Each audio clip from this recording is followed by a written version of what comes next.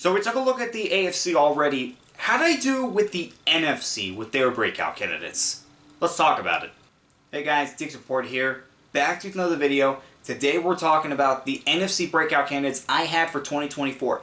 How did I do and who actually broke out? So I realized that I never did a final tally up with the AFC, so I did a quick one right before I recorded. I'm going to go over the AFC right now, and then I'll jump right into the NFC. So with the AFC, I had 6 hits. Those were players that I was spot on with. They had a breakout season. I had an incomplete. That was Jermaine Johnson, and that was because he got hurt, so I can't really grade that in a fair way because we don't know what would have happened had he stayed healthy the entire season. I had 2 pushes. Now, a push is somebody that didn't necessarily have a breakout season, but wasn't a full-on miss. And then 7 misses where they just did not have a breakout season. And for some of them, it's going to be a question of what's going to happen with them in 2025. Now, let's go over the NFC, starting with the teams in the East Division. Alright, so the first 2 ones are pretty simple. For Dallas, I went with Jalen Tolbert, and for the Giants, I went with Malik Nabers. For Tolbert, he had 49 catches, 610 yards, and 7 touchdowns. And it's the same thing with Marvin Mims and Joshua Palmer back in the AFC West, where it's not really the breakout season I was expecting him to have. I expected him to have like number 2 type numbers, and that just did not happen. So this one was a full-on miss. Both Malik Nabers, this was a full-on hit. He might have been the best rookie wide receiver in the NFL in 2024. 109 catches, 1,204 yards, and 7 touchdowns. He is a number 1 receiver for years to come. There is going to be a question on how much longer he's going to be on the Giants if they can't get consistent quarterback play. But as of right now, Nabers is the number 1 target that they've been looking for a while. Not just get him a quarterback. Whether it's free agency or the draft, just get him good quarterback play. New York, get good quarterback play. You too, Jets. For Philadelphia, I went with Jalen Carter. This one was just hit right on the head. He was a 2nd-team All-Pro, a big part as to why the Eagles won the Super Bowl and were as dominant as they were in the trenches. He was just amazing this year, and I know the sack numbers were down, but that doesn't matter. Whether it was him making the play or opening up others to make the play, he was a force to be reckoned with. He's going to be a great player for years to come. As long as he stays out of trouble, I can't wait to see what his career is going to hold for him. Washington was kind of a hard one for me. I couldn't really figure out a breakout candidate. I could have gone with Jaden Daniels. However, there were still questions as to what was going to happen with Washington. And now it seems also simple. I should have gone with Daniels. But at the time, I don't think anybody had Daniels as having that good of a rookie season. So I went with Quinn Martin, the safety. And on the season, he didn't really have a bad year. He had 87 tackles, 2 tackles for loss, a QB hit, an interception, 3 passes defended, and 3 forced fumbles. And his grades in pass rush and run situations, they were above average. His coverage grade, not so much. He's got to improve in coverage, which is what led him to be ranked as the 115th best safety in 2024. Might be a little bit low, but it's not really a true breakout season, but it's a step in the right direction. I'm going to just say this one is a push and move on. So Chicago and Tennessee kind of had similar situations with their breakout candidates. I went Peter Skoronski with the Titans, and I went with Darnell Wright for the Bears, and both of them were on just awful offensive lines, alright? Let's face it, these offensive lines were just not good last year. Both of them had their struggles starting out in 2024, but both of them in the second half, they were playing their best football and are part of the solutions, not part of the issues on their respective offensive lines. Wright himself, he was graded as the 16th best tackle in the NFL in 2024. That is big for a guy that the Bears spent a top 10 pick on, and they were expecting him to protect their quarterback. At the time, it was Justin Fields. Now, it's Caleb Williams, and Wright's doing just that right now. This is a kid where, if he keeps improving, he's going to be one of the best right tackles in the NFL, and may even see him move to left tackle. We'll see what happens with Wright, but this is exactly what the Bears wanted to see, even though they didn't have the season they wanted. Alright, another hit is coming. Jameson Williams. I hit this one right on the head. Yes, he only had 58 catches, but he had 1,001 yards and 8 total touchdowns. This guy was a playmaker every time he had the ball in his hands. And I'm a guy where they already had Amon-Ra St. Brown as their number 1 target. Jameson Williams was brought in to be the number 2 guy that could take advantage when St. Brown was being double covered and was not available on certain plays. That's exactly what he was. When you hit the 1,000-yard mark as a number 2 receiver, it's a big deal, and this is an easy hit for me. And Williams, he is just an exciting player to watch. When he has the ball in his hands, he could break it at any point. Another wide receiver with Green Bay, and I gotta stop picking Green Bay wide receivers. I really do. I went with Christian Watson last year. This year I went with Romeo Doubs, and Doubs had 46 catches for 601 yards and 4 touchdowns. And it's the same thing. Those are solid numbers to have for a number 3 or 4 target, but I was expecting Doubs to hold down a starting job for Green Bay, maybe even be their number 1 receiver, because really they don't have one. And with Green Bay, yeah, they don't go with the traditional number 1 receiver. They just let these guys figure out who's going to take over a game week in and week out. But it really just is a little frustrating trying to figure out which of the receivers can take over as the number 1 target. And unfortunately, I didn't hit it. This was a 100% miss. Minnesota linebacker Ivan Pace missed 6 games this year due to injury. In 11 games played, he had 72 tackles, 1 interception, 1 forced fumble, 7 tackles for loss, along with 7 QB hits and 3 sacks. And his PFF grade when it came to the pass rush and the run game, he was ranked as a top 20 linebacker when it came to those situations, according to PFF.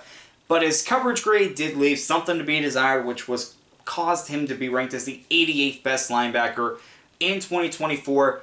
Now, coverage, he does need to improve on that, but he did show that he can be a reliable player in this league. Now, again, he did miss 6 games, so he did not play a full season, but still, this is a good thing to have for a young linebacker like Pace. It's not a true breakout, so it's going to be a push, but yeah, not a bad season.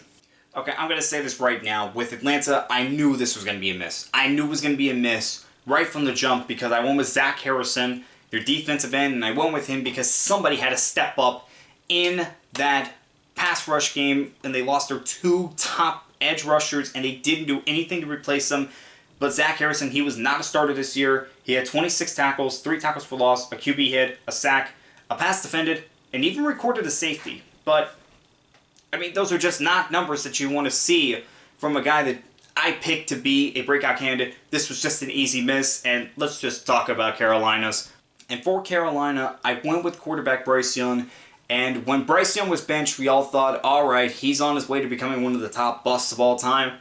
And then he got the starting job back and performed well. I mean, he played good football and kept Carolina in a lot of games this year and led them to some pretty nice wins.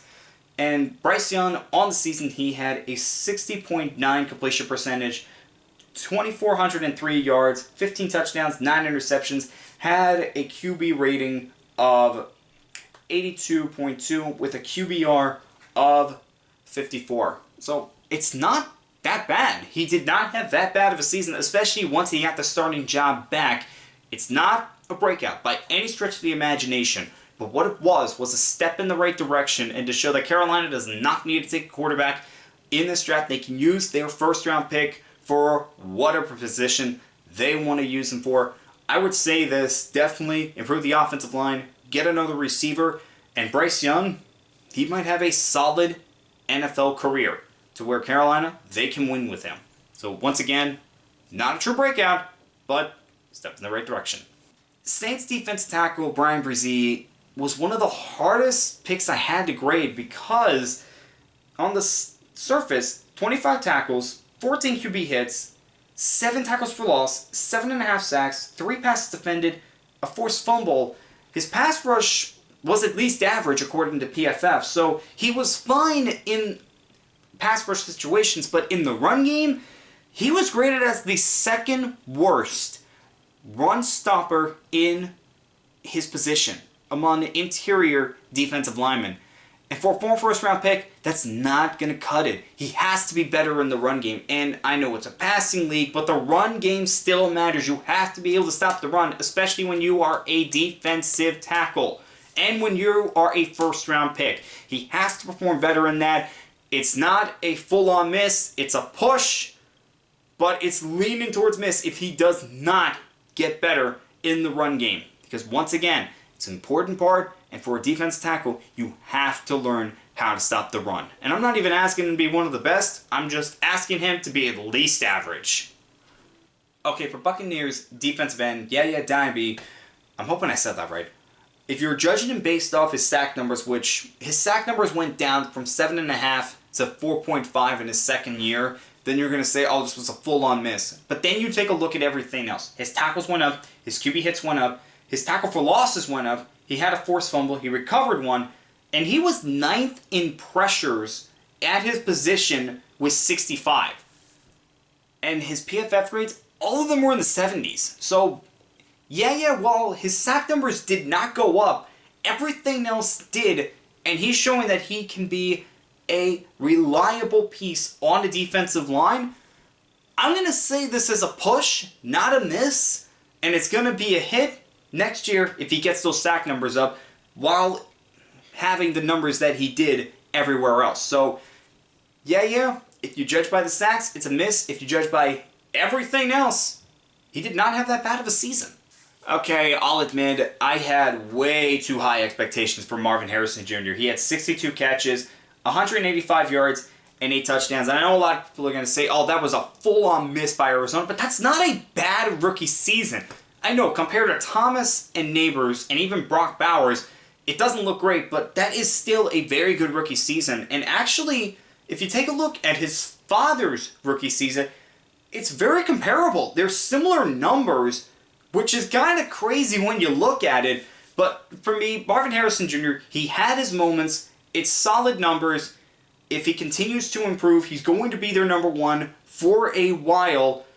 It's a push, not a true breakout, but it's far, far from a miss. Okay, this is one of my favorite picks. Bobby Brown III for the Rams, their nose guard. For him, I expected him to be one of the better run stuffers at his position. That's exactly what he was. He had 44 tackles, 4 tackles for loss, a QB hit, and a pass defended. He had a run grade of 67.7, good for 27th best at his position.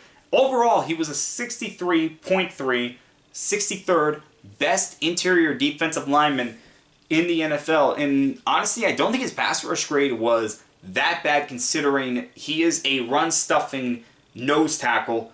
But for Bobby Brown, I picked him because this was a guy I just thought could really get more playing time due to Aaron Donald's retirement. And I wasn't expecting him to be the sack master that Aaron Donald was. I was expecting him to be a run stuffer. That's exactly what he was. This guy is a big boy. He is really, really big.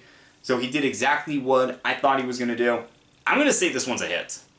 San Francisco, I should have just gone with Juwan Jennings and called it a day. Instead, I went with Jair Brown, who had 77 tackles, 3 tackles for loss, and an interception, 6 passes defended. His coverage grade, not too bad. He was ranked as the 33rd best safety in terms of coverage. Overall, he was graded as the 78th best safety. This is just one where it's an easy push, not necessarily a breakout, but not a bad season overall. Okay, is there anything that Devin Witherspoon is not good at as a corner? Let me just tell you this. He was graded at a 90 in the run game. He was the 3rd best corner in the run game last year. And you can see that with 98 tackles. He almost hit triple digits at tackles. And again, his run grade was one of the best, which really came in handy because Seattle, they were awful at stopping the run last year. And overall, he was graded as a top 20 corner in the NFL last year. This one is just an easy hit, and this was a wonderful top 5 pick by Seattle. Witherspoon, if he stays healthy, he's going to be one of the top corners in this league for years to come. And those were all of the breakout candidates that I had for the NFC. In terms of numbers, I had 6 hits, 7 pushes, and 3 misses. That's not bad. So for this season, it was not bad with the breakout candidates. There were some egregious misses, no doubt, but I also had some very wonderful hits as well. Alright, that is it for my breakout candidates review. You guys know what's next. My off-season previews. I can't wait to talk about them. And as always, I'll see you guys next time.